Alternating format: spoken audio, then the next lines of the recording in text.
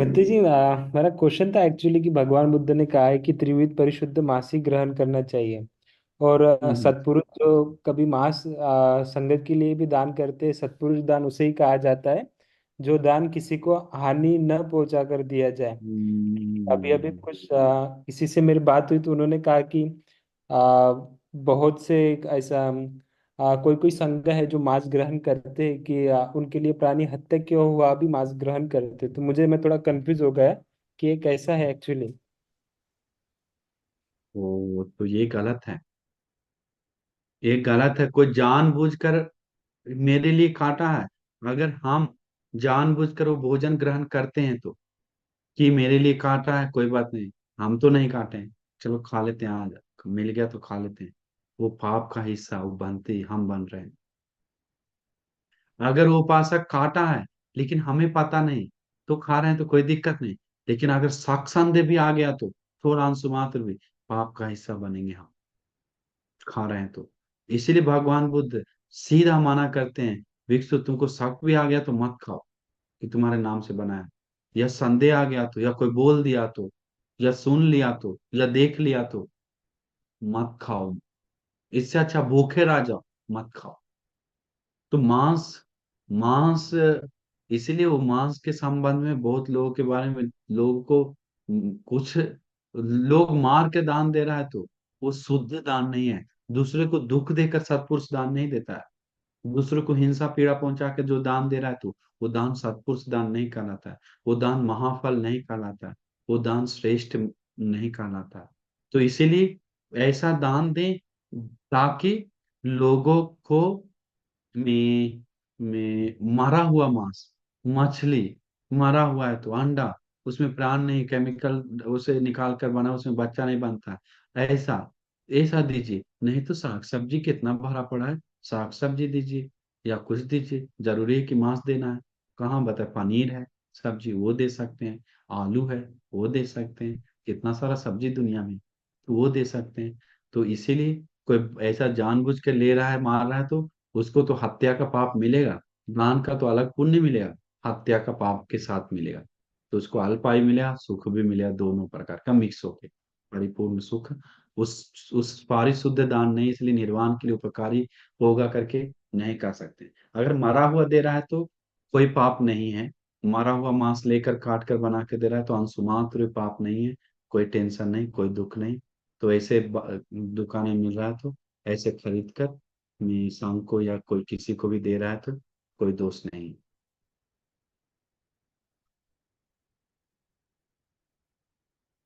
समझ गए आप?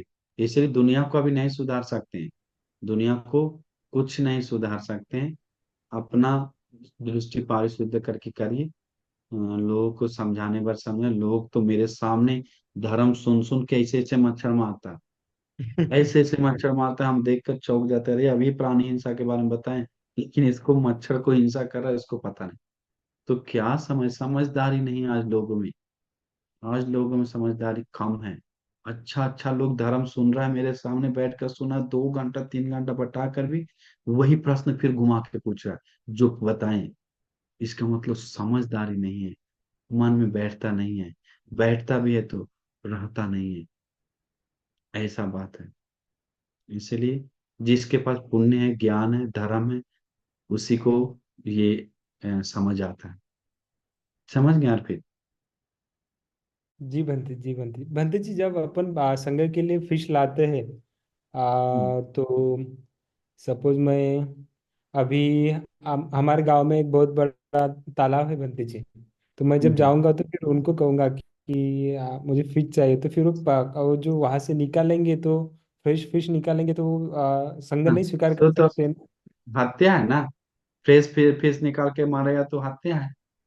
अगर समझ फिर गया? वहाँ का जो, हाँ, जो फिशरमैन है उन्होंने ऑलरेडी उसको मार दिए है तो फिर फिर कोई दिक्कत नहीं, इट्स ओके, ऐसे सर। नो जी। प्रॉब्लम। क्योंकि वो ऑलरेडी मार दिया है, वो बाजार में भेज रहा है, जो खाए उसको उसमें फिर सोचिए मेरे लिए मारा है, मैं हम लोग के लिए मिलकर मारा है, तो बंटवारा पाप मिलेगा। इतना गंभीर सोचने की जरूरत नहीं है, दिमाग इतना लगाना जरूरत नहीं। भगवान बुद्ध उस प्रकार से, आप आपने चेतना नहीं लगा मेरा, हम मेरा जुड़ा नहीं है। इसलिए पाप नहीं मिला। ऐसा हम्म। जी बनती वरना मुझे कभी कभी ऐसा लगता था कि उसने जो फिश मारी है या कोई चिकन काटा है तो वो उन लोगों के लिए काटा है जो आएगा और लेके जाएगा, तो वो भी पाप में होगा। ठीक है, ठीक हाँ है, उपासक हाँ। को खाना ठीक है, लेकिन वो किसी टारगेट से नहीं काट बना है। कभी कभी चिकन सब फेंक रहा है, हम देखे बहुत सारा फेंका था, इतना किलो किलो बहुत सारा, तो उसको कौन पापी का हकदार होगा? हम लोग होंगे फिर। ऐसे नहीं कर सकते हैं। वो मार रहा है उस समय अपना बिजनेस के लिए, मेरा है तुम अपना कर रहे हैं, उस समय तक उसका है, उस समय तक उसका है। तो मार कर खत्म हो गया, तब तक मीठी है, इसके बाद वो बेच रहा है। तो उसमें से ज्यादा दिमाग नहीं लगाना। ऐसा तो नहा भी नहीं पाएगा, ऐसा तो खा भी नहीं पाएगा। चावल दाल सब्जी कुछ नहीं खा पाएगा। चावल भी रोकी, सब्जी भी रोकी, आलू भी रोकी, सब रोकी, क्योंकि गए हम खेत में तो कीड़ा ना कीटनाशक मार रहा है, मार रहा है, मार रहा है, मार रहा है। हम देखकर आंख बंद कर ली, अरे बाप रे इतना कीड़ा मार रहा है, गिर रहा है। तो क्यों मार रहा है? आप चावल खा रहे हैं इसलिए चावल रोकिए आप। और दाल रोकी, सब्जी रोकी, नहीं मारेगा वो कीड़ा को? वो प्राणी नहीं है क्या? उसमें जीव नहीं है क्या? उसको दुख नहीं आता है क्या? आता। तुम्हारा मेरे इतना गंभीर मत, स्नान कर रहे हैं साबुन से, सरफ से, कीड़ा उधर जा रहा है, कुछ कुछ को हानि हो रहा है हमारा। उसके बाद बहुत सारा चीज है। उसके बाद चेतना मेन, मेन टारगेट कीजिए। मेरा चेतना नहीं था मारने के लिए, बहुत अंदर अंदर सोचिए तो पीड़ित हो जाएगा। इतना सक्षम है तो छोड़ दीजिए, मत खाइए। भगवान बुद्ध वचन बोला गया है कि इस तरह से खा सकता है, तो हम लोग ज्यादा गंभीर नहीं सोचना चाहिए। लेकिन फिर भी लगता है कि पीड़ा आता है तो मत खाइए। लेकिन इस प्रकार से खाने से कोई वो नहीं है। क्योंकि देखिए भिक्षुगण आराम, अंगुली मालवंती को बहुत साल तक एक शिकारी सेवा किया था। वो सुअर का मांस दिया था बहुत समय तक। तो अरहंत अंगुली मालवंती जानते थे कि वो सुअर मार रहा कि, लेकिन वो आकर देता था। तो उसके नाम से भी काटता होगा कौन जानता, लेकिन अरहंत मालवंती ऐसा कुछ नहीं था, अंगुली मालवंती वो खाए हैं।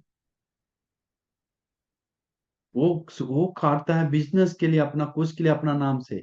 तो वो अलग टाइप का, इतना गंभीर सोचेंगे तो हम लोग फंस जाएंगे चित्त पीड़ा में। इसलिए उस चीज को मैं अलग से समझाने के लिए तो 1 घंटा लग जाए, उदाहरण दे दे के सूत्र के अनुसार, उतना हम अभी नहीं जाएंगे। बस समझ जाइए। वो नमी बंदे जी।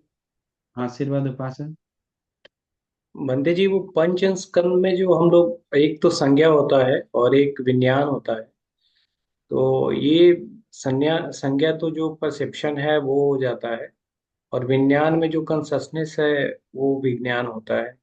लेकिन दोनों में क्या कैसे अंतर, व्यवहारिक रूप से कैसे अंतर समझे दोनों में, थोड़ा सा इसको बता दें।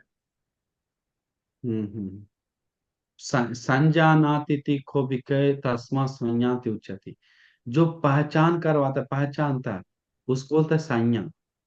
ठीक है। और विजानाति तिखो विकय तस्मा विज्ञानाति उच्यते। जो विज्ञान, विज्ञान मतलब जो जानने का काम करता है उसको विज्ञान करता है। जैसे आम का नमक लेने के बाद नमकीन जानता है वो, खट्टा खाने के बाद खट्टापन जानता है, उसको होता है। लेकिन लाल पीला वो भी जान रहा है, लेकिन उस पहचान आती, वो सन जान आती, वो पहचान रहा है। तो संज्ञा पहचानने का काम करता है, विज्ञान जानने का काम करता है। तो वो बोलता है संज्ञा और विज्ञान का विस्तार। तो रूप वेदना संज्ञा संस्कार विज्ञान, तो ये दो, विज्ञान काम करता है हर चीज को पहचानने का, और जी। विज्ञान करता है जानने का, संज्ञा करता है पहचानने का। समझ गए? अच्छा, मतलब जो अब अंतर, जो डिफ्रेंशिएट करता है वो संज्ञा है। संज्ञा है। जी। संज्ञा मतलब वो पहचानता है उस चीज को।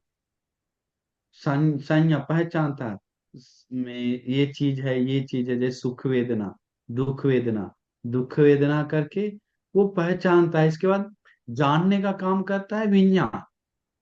तो राग और द्वेष संज्ञा ही करता है बंदे जी। है। राग और द्वेष संज्ञा के कारण ही होता है, राग द्वेष जो होता है। तृष्णा के कारण। रूप वेदना संज्ञा, संज्ञा संस्कार विज्ञान। तो संस्कार मतलब चेतना, यहाँ पर बताया गया। संज्ञा मतलब पहचान, विज्ञान मतलब देखिए, आंख और रूप देखते हैं तो उस दोनों को पहचानने का काम, जानने का काम बीच में जुड़ जाता है, जुड़ाने का काम करता है विज्ञान। और जानकर पहचानने का काम करता है संज्ञा। अच्छा। तो ये सब एक दूसरे से जुड़ा हुआ है। ऐसा ना कि सिर्फ संज्ञा हो और विज्ञान ना हो, विज्ञान हो संज्ञा ना हो, और ये सब स्पर्श हो वेदना ना हो। ये ऑटोमेटिक है। ये आंख और रूप और विज्ञान मिलते हैं, स्पर्श होते हैं, वेदना होना अनिवार्य है। वेदना होते हैं, सुख दुख वेदना होते हैं, संज्ञा होना अनिवार्य, पहचानना अनिवार्य पहचानता है कि सुख वेदना मिला, दुख वेदना मिला। तो ये वेदना, इसका विज्ञान उसके पहले ही जुड़ गया, जान गया। तो ये सब एक दूसरे से कनेक्शन है। जी जी जी। तो एक दूसरे से जुड़ा हुआ है। तो उसके लिए अलग से हम सेक्शन अभी गहरा में नहीं गए। हम सूत्र खोलकर उस समय देखते देखते उदाहरण के भाई हम आपको बाद में समझाएंगे। धन्यवाद हम्म। साहब। नमो बुद्धाय बंटी जी। नमो बुद्धाय उपासिका। मेरा प्रश्न ये है कि पुराने जमाने में जब भगवान बुद्ध थे तभी सब भगवान आई मीन सॉरी सब देवता लोग जब आते थे महासमय सुत्ता वगैरह जब बोला था सुनने के लिए, तो वो लोग अरहंत बन जाते थे कुछ कुछ उसमें से सुन के, मतलब बहुत सारे। तो वो लोग अरहंत नहीं है, अरहंत नहीं सुने हैं। सोतापन, देवताओं लोग सोतापन, बहुत कम लोग जो अरहंत हुआ है करके हम सुने हैं। बहुत लोग सोतापन हुआ देवता, मार्ग फल लाभी, धर्म का बोध किया है बोलते। हम्म। अच्छा, लेकिन जब मतलब कोई कोई शुद्ध मैंने देखा था, मतलब सुना था कि कोई ब्रह्मा वगैरह भी थे वो लोग अरहंत बने, लेकिन वो लोग तुरंत तो परिनिर्वाण नहीं होते हैं वहीं के वहीं अरहंत बनने के बाद। तो वो लोग पूरा लाइफ स्पैन जीते हैं क्या कि हो जाते हैं वहीं पे? तुरंत बताया है, अरहंत होने के बाद एक सेकंड भी नहीं रहता, एक मिनट भी नहीं। अरहंत अच्छा। होने का दिन, एक दिन भी बिता नहीं सकता है कहीं भी। उसी दिन सेम डेज पर निरन होना पड़ता है। चाहे मनुष्य हो या देवता हो या ब्रह्मा हो, सिर्फ एक व्यक्ति रह सकता है, वो चीवर पहना हुआ भिक्षु। दूसरा कोई नहीं अरहंत गुण को, अरहंत स्वभाव को, उस पावरफुल श्रेष्ठ स्वभाव को धारण करके गृहस्थ वस्त्र में नहीं रह सकते हैं। तो देवी लोग ब्रह्म लोग गृहस्थ वस्त्र है, मनुष्य लोक में गृहस्थ वस्त्र है, तो उन लोग नहीं रह सकता। जो चीवर पहना है तो वही रह सकता है। तो दिव्य लोक में चीवर नहीं है, ब्रह्म लोक में चीवर नहीं है, सिर्फ मनुष्य लोक में। और वो जो बुद्ध जी की महामाया माता जो थे उनको उन्होंने सुनाया था, तो वो एग्जैक्टली exactly क्या बने थे, अरहंत की सोतापन्ना? सोतापन। अच्छा। ओके। सोता मातृदेव पुत्र बोलता है, वो पुत्र देव पुत्र है, वो स्त्री के रूप में नहीं जन्म लिया। तो वो सोतापन हुआ था। अच्छा। अभिधम्म पिटक वहीं जाकर बताए थे 3 माह। हम्म। अच्छा, मतलब देवलोक में अरहंत नहीं बन सकते, मनुष्य लोक में ही बन बन सकते? नहीं सकते, गलत है, ऐसा नहीं, नहीं नहीं नहीं, नहीं। बन सकता है, ब्रह्मलोक में भी बन सकता है। ब्रह्मलोक से बन बन कर अरहंत होकर परिनिर्वाण, अनागामी लोग सब परिनिर्वाण होता है ब्रह्मलोक में, उसके बाद अरहंत होकर उससे मनुष्य लोक में नहीं आता है। लेकिन अरहंत होने के बाद रहता नहीं है, वो बोल रहे हैं। अगर देवताओं अरहंत हुआ तो रहता नहीं है, उसको परिनिर्वाण होना चाहिए। अच्छा, क्योंकि अगर वहां अभी चीवर नहीं देवलोक है। में क्या, क्योंकि वहां चीवर नहीं मिलता है इसलिए। चीवर नहीं है। अच्छा। ओके। साधु साधु साधु, नमो बुद्धाय। हाँ वंदना बनते उपासिका, जी। आशीर्वाद उपासिका। बनते जी, मेरा प्रश्न ये था कि जब इंसान मर जाता है तो वो तुरंत उनका मतलब वो मरने के बाद वो तुरंत दूसरा जन्म ले लेता है, लेकिन फिर भी हम लोग उनसे डरते क्यों है? मतलब ये भूत प्रेत ये क्या होता है? सही में सच में होता है या वहम होता है? ये भूत न प्रेत लोक है, प्रेत लोक। तो भूत लोक नहीं है, प्रेत लोक है।